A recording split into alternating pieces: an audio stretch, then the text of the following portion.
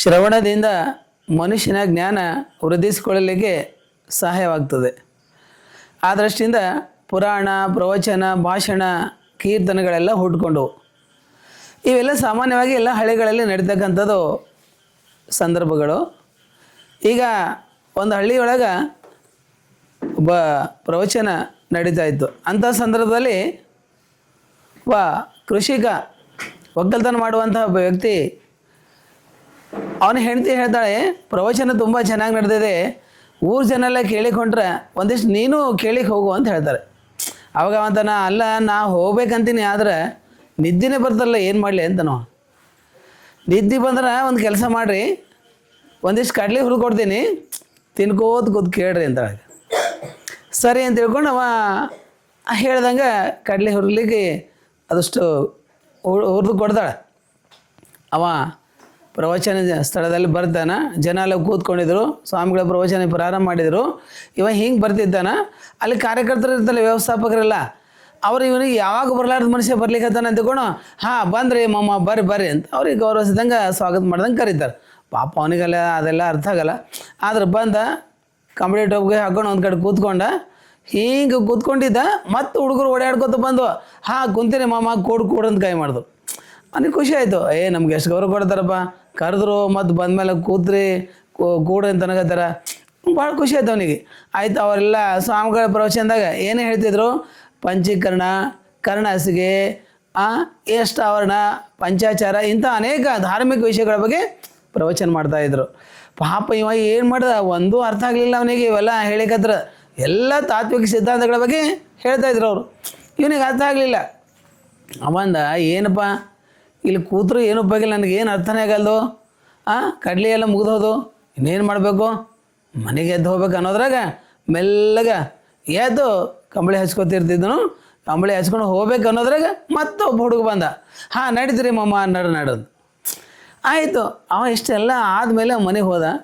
ಮನೆಗೆ ಹೋದ್ಮೇಲೆ ಕೊಟ್ಟಿಗೆ ಹತ್ರ ಮಲ್ಕೋತಾನೆ, ಒಂದು ವರ್ಷದ ಮೇಲೆ ಮಲ್ಕೊಂಡು ಬಿಡ್ತಾನೆ. ಆ ದಿನ ಮನೆಗೆ ಕಳ್ಳರು ಬಂದಾರ ಎತ್ತುಗಳ ಕಳುವು ಮಾಡಲಿಕ್ಕೆ. 4 ಎತ್ತುಗಳಿದ್ದು, 1 ಲಕ್ಷ ರೂಪಾಯಿದು ಒಂದೊಂದು ಎತ್ತುಗಳು. ಆ ಎತ್ತುಗಳ ಕಳುವು ಮಾಡಲಿಕ್ಕೆ ಬಂದಾಗ ಆ ಕಳ್ಳರು ಬಂದ ಕೂಡಲೇ ಒಂದು ಮನೆಗೆ, ಅಂದ್ರೆ ಹಿಂಗೆ ಈ ಆವರಣ ಇತ್ತು, ಬರೀ ಬಾಗಿಲದ ಏನಿರಲಿಲ್ಲ, ಹೊಸಲದ ಬಾಗಿಲು ಏನಿರಲಿಲ್ಲ.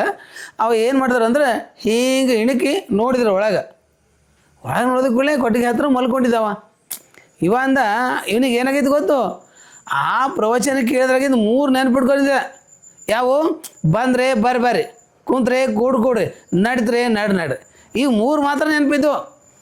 ಅದಕ್ಕೆ ಎಂದೂ ಕೇಳಾರ್ದ ಪ್ರವಚನಕ್ಕೆ ಹೋದ. ಅವ ಏನು ಮಾಡ್ದಂದ್ರೆ, ಅವನು ಅದೇ ಬಡ್ಬಡ್ಸಾಕೈತೇನು, ಏನು ಬಡ್ಬಡ್ಸಾಕೈತೇನೋ ನಿದ್ದೆಗಣ್ಣಾಗ, ಬಂದರೆ ಬರ್ರಿ, ಕುಂತ್ರೆ ಕೂಡ್ರಿ, ನಡಿದ್ರೆ ನಡ್ರಿ. ಇದೇ ಥರ ಅದು ಟೇಪ್ ರೆಕಾರ್ಡ, ಅದು ಏನೋ ಸುರುಳಿ ಹಾಡ್ದಂಗೆ ಚಾಲೋಗಿತ್ತು ಅವನು.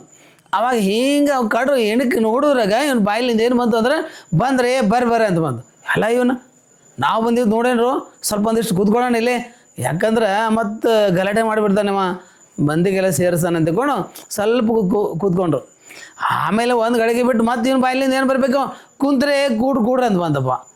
ಅವಾಗ ಕಡ್ರು ಅಂದರು, ಹೆಂಗಿದ್ರು ನೋಡಿಬಿಟ್ಟಾನ, ನಾವು ಒಂದು ವೇಳೆ ಇಲ್ಲಿ ಕೂತೀವಿ ಅದು ಏನರ ಕಿತಾಪಾತಿ ಮಾಡಿದೀವಿ ಅಂದ್ರೆ ನಮ್ಮ ಮೈ ನುಗ್ಗು ಮಾಡ್ತಾನೆ, ಇವ ನಮ್ಗೆ ಬಿಡೋಂಗಿಲ್ಲ, ಇನ್ನು ಹೋಗೋದೇ ಒಳ್ಳೇದಪ್ಪ, ಇಲ್ಲಿ ಪಾಡು ಹೋಗೋದೇ ಒಳ್ಳೇದು ಅಂದ್ಕೊಂಡು ಅವ್ರು ಹೋಗ್ಬೇಕಂತ ಹಿಂಗೆ ಎದ್ದು ನಿಂದ್ರದಾಗ ಮತ್ತೆ ಇನ್ನು ಬಾಯಿಲಿಂದ ಏನು ಬಂತಂದ್ರೆ, ನಡ್ರಿ ನಡ್ರಿ ಅಂತಂತು.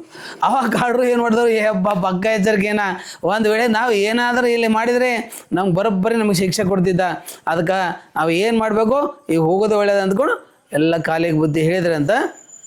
ಕಾರಣ ಏನಂದ್ರೆ, ಆ ವ್ಯಕ್ತಿ ಪ್ರವಚನಕ್ಕೆ ಬಂದಮೇಲೆ ಏನು ಉಪಯೋಗ ಆಯಿತು, ಏನು ಲಾಭ ಆಯಿತು ಅವನಿಗೆ ಅಂದರೆ, ಏನೇನು ಕೆಲಸಕ್ಕೆ ಬರದೇ ಇರ್ತಕ್ಕಂಥ 3 ಮಾತು ಕೇಳಿದರೆ 4 ಲಕ್ಷ ರೂಪಾಯಿ ಉಳಿತಾಯ ಮಾಡ್ಕೊಂಡವತ್ತು. ಒಂದು ವೇಳೆ ಹೆಂಡತಿ ಹೇಳ್ದಂಗೆ, ಆ ಹೆಂಡತಿ ಮಾತು ಕೇಳಾರ್ದಂಗೆ ಪ್ರವಚನಕ್ಕೆ ಬರಲಾರ್ದೆ ಇರ್ತಿದ್ನಲ್ಲ, ಅವನಿಗೇನಾಗ್ತಿತ್ತು, ಆವತ್ತಿನ ದಿವಸ ಎದ್ದುಗಳ ಕಳ್ತನ ಆಗ್ತಿದ್ದು.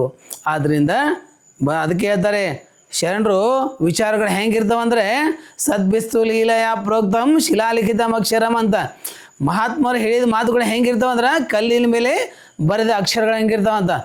ಅದಕ್ಕೆ ಸುಳ್ಳು ಮೋಸಗಾರ ವಂಚನೆಕಾರ ಹೇಳಿದ ಮಾತು ಹೆಂಗಿರ್ತಾವಂದ್ರೆ, ನೀರಿನ ಮೇಲೆ ಗೆರೆ ಹಿಡಿದಷ್ಟು ಇರ್ತಾವಂತ. ಅದಕ್ಕೆ ಮಹಾತ್ಮರ ವಿಚಾರಗಳು, ವಾಣಿಗಳು, ನುಡಿಗಳು ವಚನಗಳು ಇವೆಲ್ಲ ಕೇಳೋದ್ರಿಂದ ಮನುಷ್ಯನಿಗೆ ಒಂದಿಲ್ಲ ಒಂದು ದಿನ ಜೀವನದಲ್ಲಿ ಉಪಯೋಗಕ್ಕೆ ಬರ್ತದೆ ಅನ್ನುವಂಥ ವಿಚಾರ. ಅದಕ್ಕೆ ಕೃಷಿಕನ ಒಂದು ಪ್ರವಚನ ಕೇಳುವ ಒಂದು ಸಂದರ್ಭದಿಂದ ನಾವೆಲ್ಲ ತಿಳ್ಕೊಳ್ಳೋಣ. ತಮಗೆಲ್ಲ ಶರಣಾರ್ಥಿಗಳು.